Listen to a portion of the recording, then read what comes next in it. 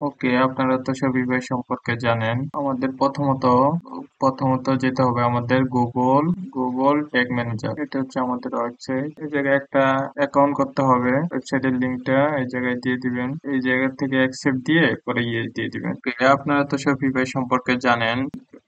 আমাদের প্রথমত আপনার গুগল ট্যাগ ম্যানেজারে যেতে হবে। এই জায়গায় একটা অ্যাকাউন্ট করতে হবে আমাদের। তারপরে কান্ট্রি বাংলাদেশ ওয়েবসাইটের লিঙ্কটা দিয়ে দিবেন। ওয়েবসাইট ক্রিয়েট পরে এসে অ্যাকসেপ্ট দিয়ে পরে এসে ইয়ে দিয়ে দিবেন। ওকে, এই কোডটা আমরা কোথায় রাখবো? আমাদের ওয়েবসাইটের থিমে আসবেন। থিমের থেকে edit code theme dot liquid, তারপরে এই জায়গায় দেখেন হেডের ভিতরে রেখে দিবেন। তারপরে সেভ। এগুলো আপনাদেরকে দিয়ে দিব। ইনশাল্লাহ আপনারা দেখে সবকিছু করে বুঝতে পারবেন। এই কোডটাও আরেক জায়গায় রাখা যায়। তারপরে ওইটা হচ্ছে চেক আউট আসবেন। তারপরে এসে এই জায়গায় কিন্তু কোডটা রাখা হয় সেভ। আর এটা বডিতে রাখার জন্য এটা না রাখলেও চলে।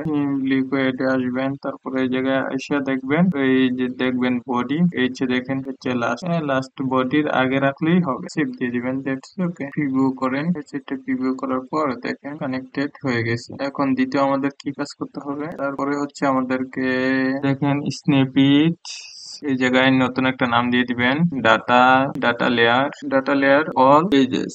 কোড গুলো এই জায়গায় দিয়ে তারপরে সেভ দিয়ে দিব। বাট এই জায়গায় আমাদের একটা কাজ করতে হবে। দুই জায়গায় আমাদের এই আইডিটা চেঞ্জ করতে হবে। এই আইডিটা আমাদের চেঞ্জ করতে হবে। ডাটা লেয়ার দিয়েছে ট্যাগ ম্যানেজার আইডি। এই কোডটা দুই জায়গায় বাইর করতে হবে শপিফাই থেকে। জিটিএম, এই দেখেন জিটিএম এই জায়গায় আসছে, এই জায়গায় চেঞ্জ করে দিতে হবে। এই যে দেখেন এই জায়গায় আমরা চেঞ্জ করে দিলাম। কন্ট্রোল এফ দিয়ে জিটিএম মাইনাস নেক্সট ক্লিক করবেন। যেখানে যেখানে দাখল চলে আসবে সেখানে সেখানে চেঞ্জ করে দিতে হবে। যেখানে যেখানে থাকবে ওই জায়গায় আপনার ওই চেঞ্জ করে দিতে হবে। দুইবার পাইছে, এই জায়গায় আরেকবার আছে, এই আরেকবার এই জায়গায় দুই জায়গায় সম্ভব হয়েছে। এটার নাম কি দেওয়া হলো? Data layer all pages. এদের আগে গিয়ে ইনক্লুড সেকেন্ড ব্রেকেট ইনক্লুড দিয়ে এটা রাখতে হবে। All data layer all pages bracket একটা দিলেই হবে। আমরা দুইটা দিয়ে দিছি এই জায়গায়। ঠিক আছে, ওকে, এখন পারফেক্ট আছে। একটাই দিবেন কোনো ফাইলকে ইমপ্রুভ করার জন্য। এই ফাইলটা এখন আমরা একটু চেক করবো। এটু কাজ চলে আসছে, বি কাজ চলে আসছে। দেখি চেক আউট। যখনই আমরা অর্ডার কমপ্লিট করবো তখন কিন্তু এই জায়গায় ডাটা গুলো চলে আসবে, বুঝছেন? আমরা এই ডাটা গুলো কপি করব। এই ভেরিয়েবল গুলো কল করতে হবে। এই জায়গায় ভেরিয়েবল নিব। এখানে আমরা সে কি লিখবো? First name. এখান থেকে আপনার data layer variable first name. তারপরে সে প্রথমে ফুল নেম ছিল, এই দুটা না নিলে, ফুল নাম নিলে এই দুটা না নিলেও চলে, সমস্যা নাই। ফার্স্ট নেম এই নিবে আগে। করেছে ফার্স্ট নেম, করেছে last name, new variable last name, data layer variable last name, save করেছে। অ্যাড্রেস নিতে চাইলে নেন, অ্যাড্রেস নিলাম না, অ্যাড্রেস দিবেন, সমস্যা নাই। সিটি, কাস্টমার সিটি বললে কিন্তু আপনার হবে না। জিপ কোড নিয়ে নিবেন। পরে কান্ট্রি, এটা দ্বারা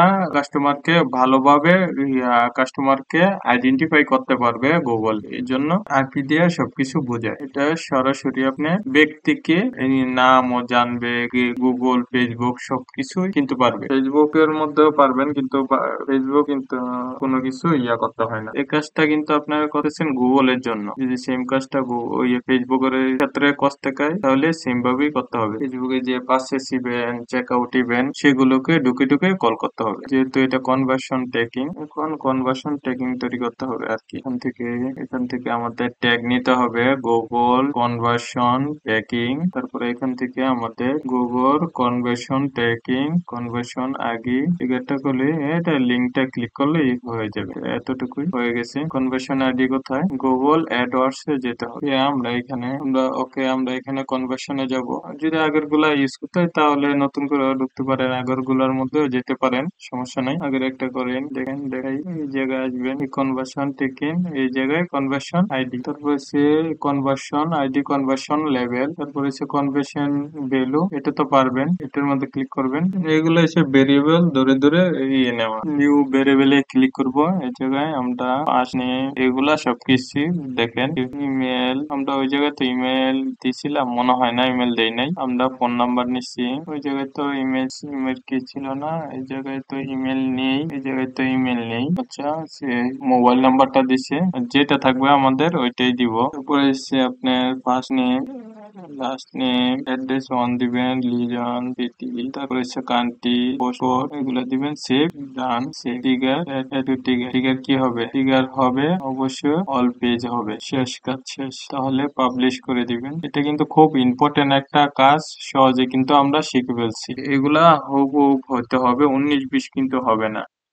আমরা শপিফাই ওয়েবসাইটে কিভাবে ডাটা লেয়ার নরমালি যেটা আমরা শিখেছিলাম, এই ডাটা লেয়ারটা কিভাবে এনাবেল করব, এই বিষয় নিয়ে আমরা বিস্তারিত নিয়ে সবকিছু আলোচনা করব। ওয়ার্ডপ্রেস এর মধ্যে কিন্তু প্লাগইন এর মাধ্যমে ডাটা লেয়ারটা এনেবল করি। শপিফাই কিন্তু অ্যাপস এর মাধ্যমে করতে চাই, যদিও যদি প্লাগইন অ্যাপ এর মাধ্যমে করতে যাই তাহলে ওই সবগুলো অ্যাপ হলো পেইড। যত ধরনের ডাটা লেয়ার এনেবল রয়েছে, যা কিছু রয়েছে সবকিছুই কিন্তু পেইড। প্রতি মাসে কিন্তু $50 $60 করে। এই ক্ষেত্রে আমরা কিন্তু কোডের মাধ্যমে এগুলা করতে পারি। তার জন্য এটা হচ্ছে আমাদের ওয়েবসাইট শপিফাই, হচ্ছে আমাদের ব্যাকএন্ড। আমরা এখন ট্যাগ ম্যানেজারে আছি। এই ওয়েবসাইটের জন্য অ্যাকাউন্ট নেম করে দিই এটা। এই জায়গায় কন্টেইনারের নামটা আমরা দিয়ে দিই। কন্টেইনার হচ্ছে কি? কন্টেইনার হচ্ছে আমাদের ওয়েবসাইট। আচ্ছা, ঠিক আছে।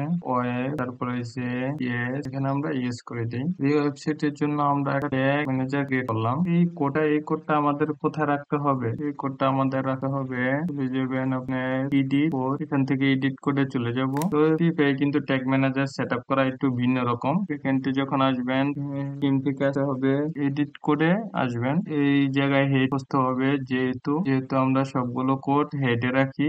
এই জায়গায় দেখেন এটা হেডের শুরু, এটা হচ্ছে আমাদের হেডের, এদের শেষ। এটা এই জায়গায় ডাটা লেয়ার ট্যাগ ম্যানেজারে কোডটা অলরেডি রেখে দিলাম এবং সেভ করে দিই।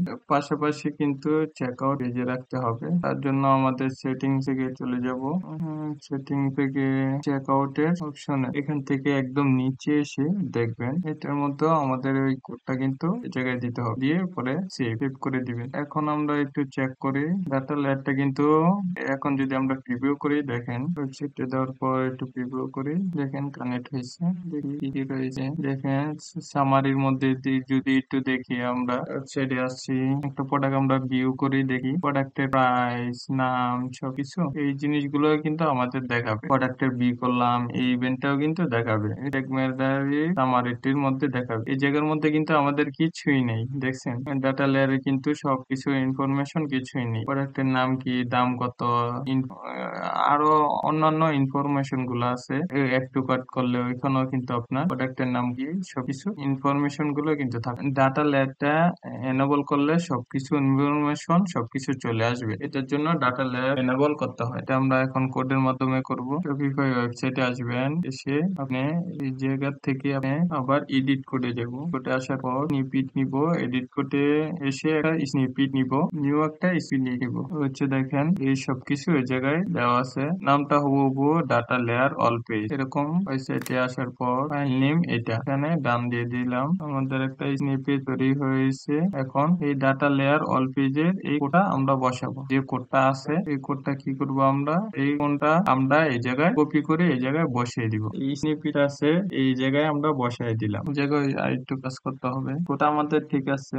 আমরা চাইলে কিন্তু এখন এই জায়গায় এসে দেখেন এটার সাথে জিটিএম গুগল ট্যাগ ম্যানেজার যে কোডটা রয়েছে এই কোডটা চেঞ্জ করে দিব। এই নাম্বারটা দিব, এই নাম্বার হচ্ছে এটা। এই যে দেখেন এই জায়গাও কিন্তু আমাদের নাম্বার, এই জায়গাও কিন্তু আছে। এখান থেকে আমরা কপি করে নিই, কপি করে এই জায়গায় আপনার এই জায়গায় দিয়ে দিলাম। এখন আমরা আবার থিম ডট লিকুইড এর মধ্যে চলে যাব। যে আমরা তার জন্য আমাদের যাইতে হবে, এটা হচ্ছে সবকিছু গাইডলাইন দেওয়া আছে, এগুলো আপনারা দিয়ে দিব। এগুলো সবকিছু দেখে দেখে আপনারা দেখতে পারবেন, বুঝতে পারবেন। কপি করে এই জায়গায় ব্যাকএন্ডের হেডে উপরে অংশ এটা বসাতে হবে। দেখেন এই জায়গায় কিন্তু রয়েছে, এখান থেকে এটা কপি করে নিবেন। এতটুক পর্যন্ত বসাবো কোথায়, আমাদের হেডের উপরে। ঠিক আছে, সেভ করে দিবেন। আবার সেম কোডটা কিন্তু আবার বসাতে হবে আমাদের চেক আউট পেজে।